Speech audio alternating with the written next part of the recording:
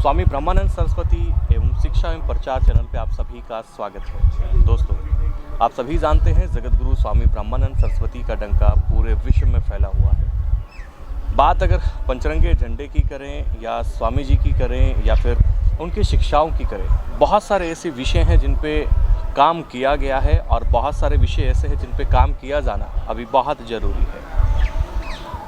संत बैठे हैं हमारे साथ, जिनकी मेहनत ने, जिनकी लगन ने आज एक ऐसा मुकाम हमारे सामने ला करके खड़ा कर दिया है कि आज ब्रह्मानंद जी का परिचय देने की आवश्यकता पड़ती ही नहीं। सभी जानते हैं कि ब्रह्मानंद जी कौन हैं, ब्रह्मानंद जी कहाँ के हैं, ब्रह्मानंद जी ने क्या किया है, ये भी काफ़ी हद तक आप लोग जानते हैं। इसी बीच एक छोटी सी चीज़ जो मुझे ऐसे लगी कि वो मिसिंग है और मुझे ऐसा भी लगा कि सबसे ज़्यादा महत्वपूर्ण वही चीज़ है, वो है जी स्वामी जी की शिक्षाएं। दरअसल हो क्या रहा है या हुआ क्या है, हुआ ये है कि स्वामी जी को तो सभी जानते हैं, क्या स्वामी जी की शिक्षाओं का सबको पता है? तो इसका उत्तर जब मुझे पता लगा कि बहुत सारे हमारे बच्चे हैं, बहुत सारे हमारे बड़े हैं, वो स्वामी जी का लॉकेट तो अपने गले में डालते हैं जी, लेकिन उनकी शिक्षाओं का उनको नहीं पता है। तो इसी उद्देश्य से इस चैनल का निर्माण किया गया कि स्वामी जी की शिक्षाओं का प्रचार प्रसार होगा। और यकीन मानिए दोस्तों, मैं बहुत दिनों से, महीने नहीं कहूँगा, बहुत दिनों से मैं जब स्वामी जी को समझने की कोशिश कर रहा हूँ, उनका साहित्य पढ़ने की कोशिश कर रहा हूँ, तो बहुत सारी ऐसी चीज़ें मेरे सामने आई जिसके आधार पर मैं ये कह सकता हूँ कि उनकी शिक्षाओं का आज के समय में बहुत ज़्यादा महत्व है। आप समाज में कुरीतियाँ देख रहे हैं, आप समाज में बहुत सारी ऐसी चीज़ें देख रहे हैं जो सामाजिक नहीं कही जा सकती, जो असामाजिक हैं। अगर ब्रह्मानंद जी की शिक्षाओं का पालन किया जाए, उनके द्वारा बताई गई चीज़ों का अनुसरण किया जाए, तो मुझे लगता है कि हम लोग काफ़ी हद तक कंट्रोल कर सकते हैं। मेरा एक अभिप्राय सिर्फ इतना है कि स्वामी जी की शिक्षाओं का अगर हम लोग अनुसरण करें, पालन करें, तो हमारा जीवन बहुत बेहतर बन जाएगा। तो उसी बीच एक श्रृंखला की शुरुआत मैं करना चाहता हूं। वो श्रृंखला का मैंने नामकरण किया है सवाल आपके उत्तर स्वामी जी के। लेकिन आप सभी जानते हैं स्वामी जी अभी नहीं हैं, लेकिन मेरे साथ जो संत बैठे हुए हैं उन्होंने काफ़ी सारा समय, यूँ कहूँ कि स्वामी जी के ऊपर शोध किया है, जिससे इनको बहुत सारी ऐसी चीज़ें पता है जो आम जन लोगों को नहीं पता है। तो आज उसी श्रृंखला को शुरू करते हुए पहली कड़ी हम लोग शुरू कर रहे हैं। उस कड़ी में मैं एक सवाल, दरअसल जब स्वामी जी जगह जगह पर जाते थे, यज्ञ करते थे, भंडारा करते थे, तो बीच में जो भक्तजन होते थे वो कुछ सवाल करते थे और उन सवालों का जवाब स्वामी जी किस प्रकार से देते थे, बस उन्हीं सवालों में स्वामी जी की शिक्षाएं छिपी हुई हैं। कुछ वही सवाल मैं देवी श्री मैत्री आनंद जी से, जो अभी हमारे साथ बैठे हुए हैं, आप भली भांति जानते हैं, जो परिचय के मोहताज नहीं हैं, उनसे करने वाला हूं और पूछने वाला हूं कि स्वामी जी उस बारे में जब सवाल पूछा जाता था तो क्या जवाब देते थे। तो आज का इस कड़ी का, इस वीडियो का पहला सवाल यही है। आप सभी जानते हैं कि स्वामी जी पंचरंगे झंडे के साथ चलते थे और आप ये भी जानते हैं कि वो एक त्यागी तपस्वी थे, एक बेहतरीन व्यक्तित्व था। और वो व्यक्तित्व अगर कोई चिन्ह साथ में लेकर के चल रहा है तो यकीनन उसका अर्थ बहुत गहरा होगा। तो आइए पंचरंगे ध्वज का अर्थ जानने का प्रयास करते हैं। तो देवी जी, सबसे पहले तो ओम तत्सत, मेरे सभी दर्शकों की तरफ से प्यार भरी ओम तत्सत। तो प्रश्न जिज्ञासुओं का यही है कि जब स्वामी जी से यह पूछा जाता था कि इस पंचरंगे ध्वज को लेकर के आप क्यों चलते हैं, इसका क्या अर्थ है, तो स्वामी जी क्या जवाब दिया करते थे? गुरु चरणों में नमन करते हुए अपनी गुरु माँ संत श्री रत्नी देवी जी को नमन करती हूँ, जिन्होंने मुझे गुरु महाराज से जोड़ा है। और सभी दर्शकों को भी मैं ओम तत्सत नमस्कार करती हूँ। ये विषय जो आपने लिया है और आपके भीतर जो एक लगन पैदा हुई है गुरु महाराज की शिक्षाओं को दूर तक पहुँचाने की, उसके लिए भी आपको मैं बहुत आशीर्वाद देती हूँ और बहुत सराहना करती हूँ इस बात की। आज हमारा युवा समाज गुरु महाराज के लिए पूरी तरह से समर्पित भाव से काम करने के लिए उत्सुक है। भले ही उसको अभी काम की दिशा नहीं मिल रही, लेकिन ये एक अच्छा लक्षण है। और ऐसे में उस युवा समाज से निकलकर आप जैसा युवा इस दिशा में काम करने के लिए आगे आया है, तो ये एक इस संस्था का और इस संत समाज का, पूरे समाज का एक सौभाग्य है। पंचरंगा ध्वज आज हमारा बहुत बड़ा परिचय बन चुका है स्वामी ब्रह्मानंद जी महाराज का। जहाँ भी पंचरंगा ध्वज हमें दिखाई देता है, घर पे दिखे, दुकान पे दिखे, गाड़ी पे दिखे या किसी सार्वजनिक स्थान पर दिखे, तो हमारा सिर झुक जाता है श्रद्धा से, और जैसे एक चित्र खिंच जाता है, गुरुदेव जैसे वहाँ प्रतिष्ठित हो चुके हैं, ऐसा हमें प्रतीत होता है। और अगर आपने कभी गुरु महाराज की जो खास पुस्तक है, ग्रंथ है 50, उसको पढ़ा है, तो उसमें सबसे पहला जो अध्याय है, प्रकरण है, वो हमारा ध्वज नाम से है।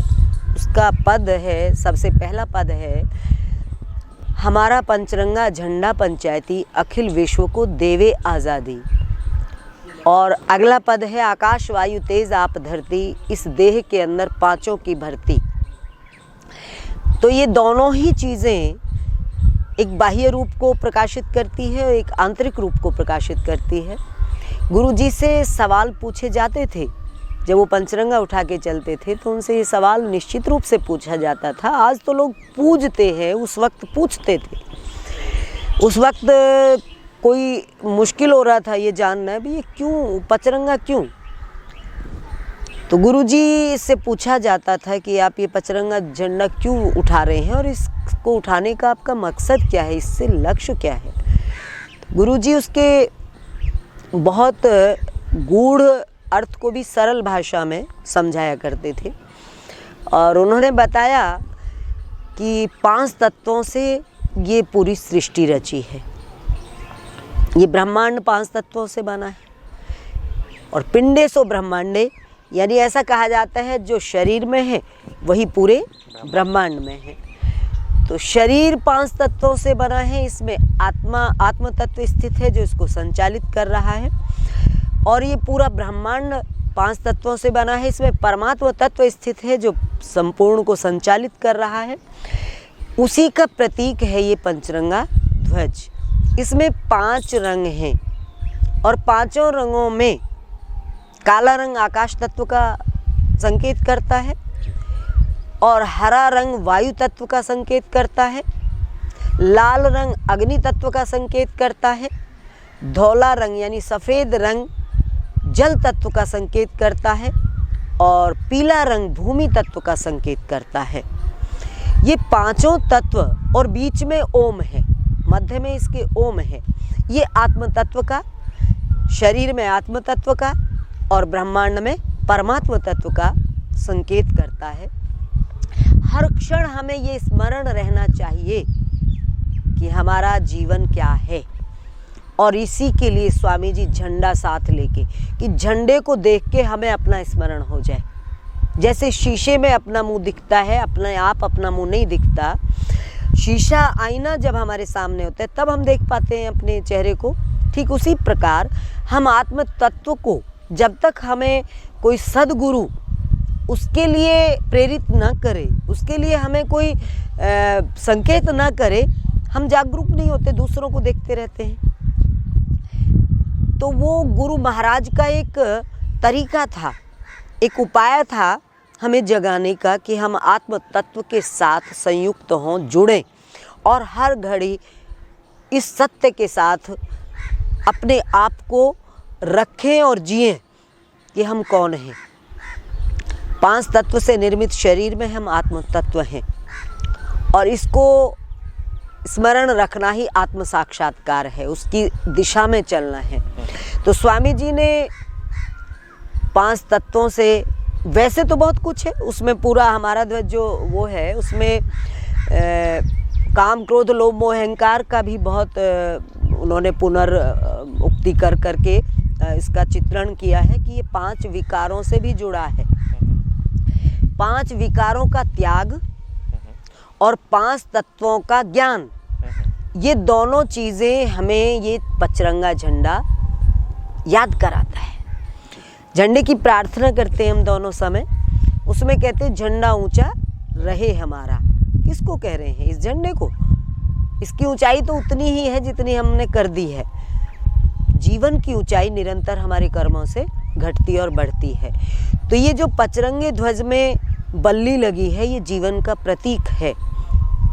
और जो नीचे उसके 3 सीढ़ियां हैं वो 3 गुणों का प्रतीक है। बह गया 3 गुणों में संसार। स्वामी जी ने भी 85 में इसका संकेत किया है कि पूरा संसार 3 गुणों से चलता है। और 3 गुण कौन से हैं? सतोगुण, रजोगुण, तमोगुण। उसमें उन्होंने कहा है बह गया 3 गुणों में संसार।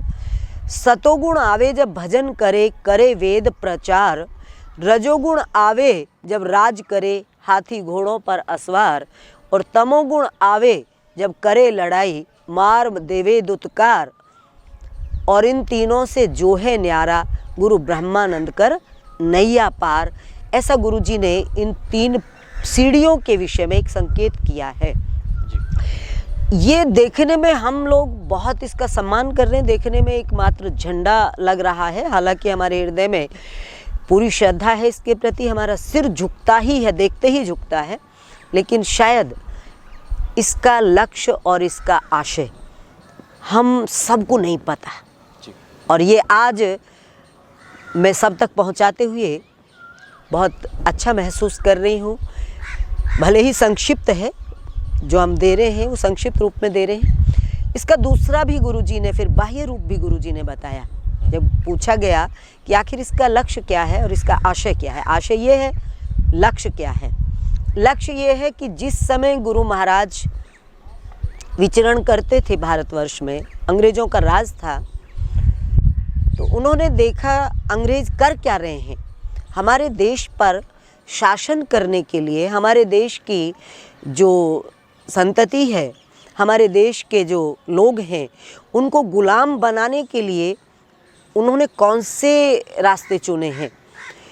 तो गुरुजी कहते थे कि अंग्रेज़ों ने देखा कि गाय का दूध पीने से ये लोग मजबूत हो रहे हैं, ताकतवर हो रहे हैं, बुद्धिमान हो रहे हैं। उन्होंने एक बछड़े को देखा, जो बछड़ा बहुत मजबूत रस्सी से बंधा हुआ था और वो माँ के दूध पीने के लिए वो रस्सी तोड़ के माँ के पास चला जाता है, गाय के पास चला जाता है। तो गुरुजी कहते हैं कि अंग्रेज़ों ने एक तय कर लिया कि ये गाय के दूध से हमें इन लोगों को दूर करना होगा। उन्होंने चाय चलाई, डिब्बे का दूध चलाया और डालडा घी चला दिया। गुरुजी कहते हैं कि मैंने एक लक्ष्य बनाया कि मैं जहाँ तक भी आवाज़ पहुँचा सकता हूँ इस पचरंगे ध्वज के माध्यम से। 5 उसके एक संकेत थे पचरंगे ध्वज के बाह्य रूप में। 5 संकेत में क्या है कि गौरक्षा करो, दूसरा क्या था कि डिब्बे के दूध का सेवन न करो, गाय के दूध का सेवन करो। तीसरा क्या था कि डालडा का सेवन न करो, गौ घृत का सेवन करो। चौथा क्या था कि बैलों से खेती करो। हालांकि आज के संदर्भ में ये चीज़ ज़्यादा मायने नहीं रखती, क्योंकि बैल बिल्कुल एक तरह से विलुप्त हो चुके हैं, लेकिन गुरुजी का लक्ष्य था और कहीं ना कहीं हमें वापस लौटना ही पड़ेगा इस बात पे। महापुरुष जब भी कुछ कहते हैं तो वो बहुत गहन अर्थ रखता है और वो जीवन की बहुत बड़ी आवश्यकता भी होती है। तो स्वामी जी ने, और 5वां था कुर्म के जूते न पहनो। लेदर का प्रयोग भी गुरुजी ने उसको भी अस्वीकार किया, इनकार किया है। तो इस प्रकार से इस पचरंगे ध्वज के मूल रूप से आशय और लक्ष्य मैंने बताने का प्रयास किया है। कहने को तो जब हम शास्त्रों के भीतर प्रवेश करते हैं तो 5 की संख्या इतनी हो जाती है कि हम इस पे बहुत विस्तार से बात कर सकते हैं, लेकिन आम जन को इतना जान लेना पर्याप्त है और इतने जान लेने मात्र से वो पचरंगे ध्वज से कुछ और गहराई से जुड़ेंगे, ऐसा मुझे लगता है। सभी को मेरा ओम तत्सत। बहुत बहुत धन्यवाद देवी जी। दोस्तों, आपने बहुत सारी चीज़ें पता करी पचरंगे ध्वज के बारे में। जैसे पचरंगे ध्वज में 5 रंग है, आप सभी जानते हैं, और 5 तत्वों से शरीर बना हुआ है। उस शरीर के अंदर जो ओम, मतलब पचरंगे झंडे के अंदर जो आपको ओम दिखाई दे रहा है, वो आत्मा का प्रतीक है। और दूसरा, जिस तरीके से ये 5 तत्वों से प्रकृति बनी है, और उसी बीच जब आप ओम को देखेंगे तो आप परमात्मा के प्रतीक को भी देख रहे हैं। यानी आत्मा और परमात्मा का प्रतीक, वो जो आप बीच में ओम देखते हैं, वो है। और दूसरा जो विषय देवी जी ने बताया कि 5 विकार, काम, क्रोध, लोभ, मोह, अहंकार, इन 5 विकारों को त्यागने का संदेश भी इसी पंचरंगे झंडे के अंदर है। और ना सिर्फ ये, इसके अगर बाह्य रूप की हम लोग बात करें तो बैलों से खेती करना, गौ रक्षा करना, कुर्म के जूते ना पहनना, या जूते अभी तो पर्स वगैरह भी हो गए हैं, बेल्ट हो गई है, चमड़े की बहुत सारी चीज़ें होगी, उनका त्याग करना, क्योंकि जिसकी वजह से जानवरों को मारा जाता है। और डिब्बे का दूध, पाउडर वाला दूध है, वो यूज़ ना करना, गोघृत का इस्तेमाल करना। तो ऐसे बहुत सारे संदेश ये पंचरंगा झंडा हमें देता है। ऐसा स्वामी जी उत्तर दिया करते थे उस वक्त, जिस वक्त जिज्ञासु उनसे सवाल पूछा करते थे। आशा करता हूँ कि आपको भी पंचरंगे झंडे का असली अर्थ पता चल गया होगा। ये कड़ी आगे और बढ़ती रहेगी। इस वीडियो को देखने के लिए आप सभी का बहुत बहुत धन्यवाद। फिर आता हूँ एक और नई वीडियो में एक और नए प्रश्न के साथ, जिससे कोशिश ये रहेगी कि आपकी जिज्ञासा को शांति मिले। ओम तत्सत।